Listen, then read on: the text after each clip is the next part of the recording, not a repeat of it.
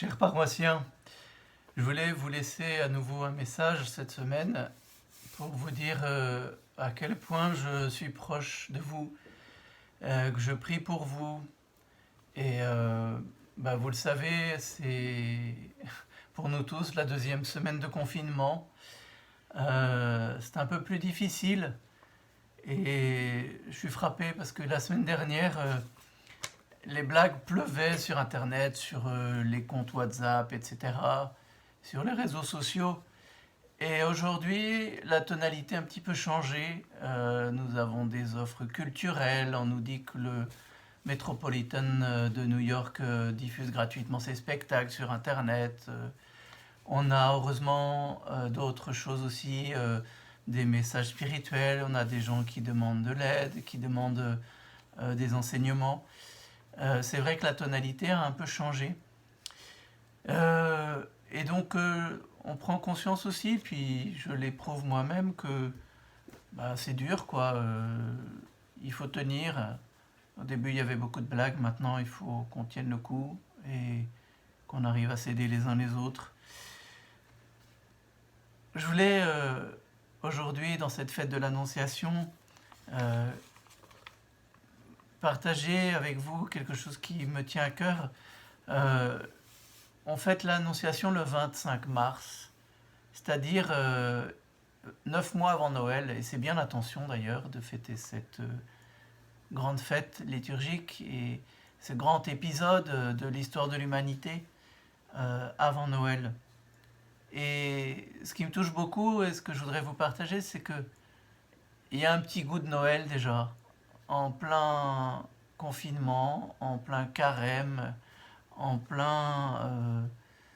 pleine inquiétude, en plein travail pour tous nos soignants auxquels on pense beaucoup, qui sont en première ligne, qui sont fatigués, qui sont en situation de risque.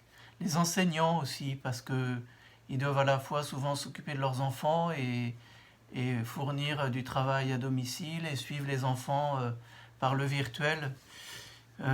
C'est pas évident. Et nous avons l'exemple de Marie qui n'était pas non plus dans une situation évidente et devant le défi de répondre à l'appel de Dieu, mais elle a choisi de lui faire confiance.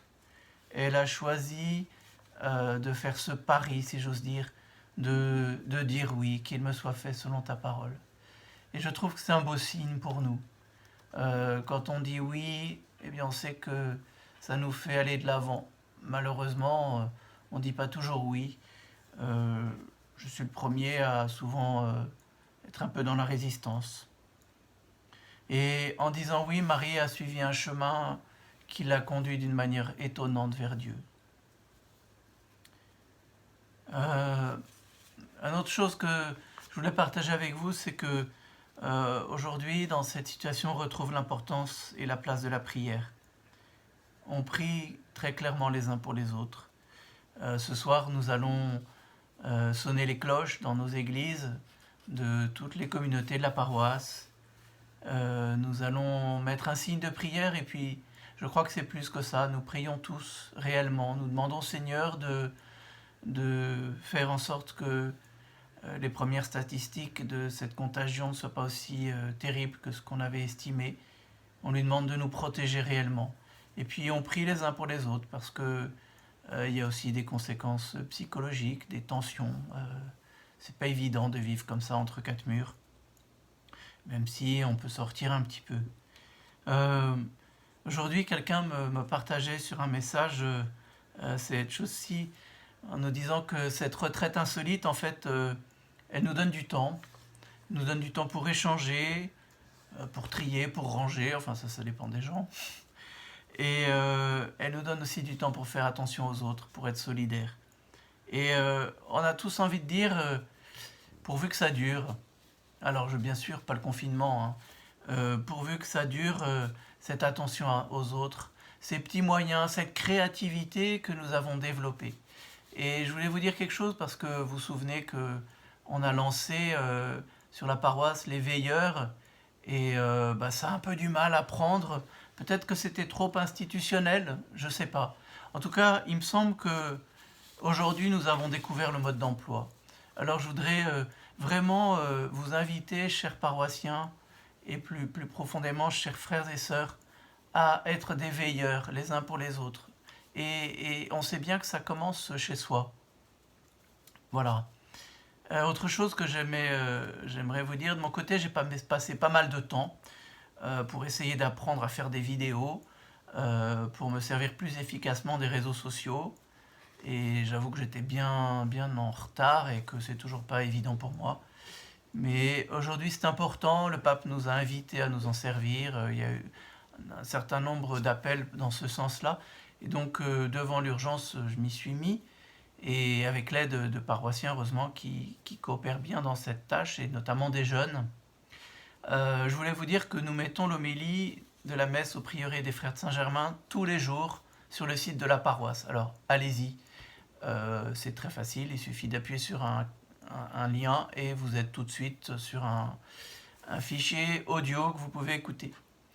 Vous pouvez aussi consulter la chaîne YouTube qui pour l'instant s'appelle Curé de Cusset. Je le regrette parce que j'avais démarré ça. C'est trop compliqué de changer le nom, mais c'est pour la paroisse.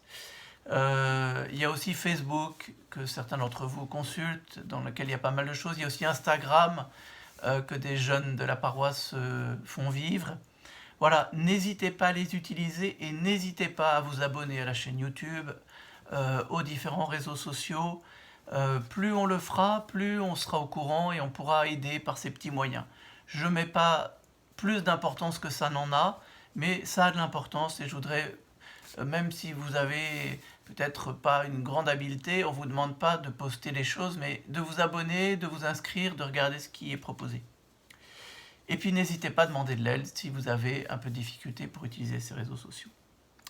Voilà, dernière chose, pour la semaine sainte, vous allez recevoir des fiches de célébration depuis les rameaux jusqu'au dimanche de Pâques. J'ai été chargé par l'évêque de les préparer. C'est un peu de travail, on espère faire ça le mieux possible. Et donc elles seront ensuite regardées par l'évêque, validées, je suppose. Et donc ce matériel, pour des célébrations dans vos maisons, en famille, vont être disponibles. Donc si vous ne voyez rien venir, n'attendez pas que ça arrive, demandez de l'aide, appelez, mettez un message sur différents supports, téléphonez pour que vous puissiez avoir ces fiches. Voilà, on va se débrouiller pour que ce soit le plus accessible possible. Il y a des difficultés, mais je pense que vu la créativité qui s'est développée, on devrait y arriver. Voilà, eh bien, il me reste à vous saluer et à vous assurer ma prière en vous souhaitant à tous un très bon courage.